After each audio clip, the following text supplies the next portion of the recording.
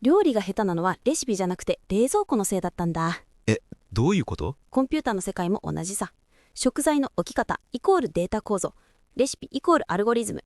つまり、整理が悪いとどんな天才シェフでも遅くなるってこと？そう。配列は引き出し、スタックは皿の山、ハッシュはラベル付きタッパー。使い分けなきゃ混乱地獄。じゃあ、速さの秘密は収納術か。まさにデータ構造を制するものが時間を制す。料理もプログラムも整理が命。つまり、知性の厨房ってわけか。そう。美しいコードは美しい厨房から生まれる。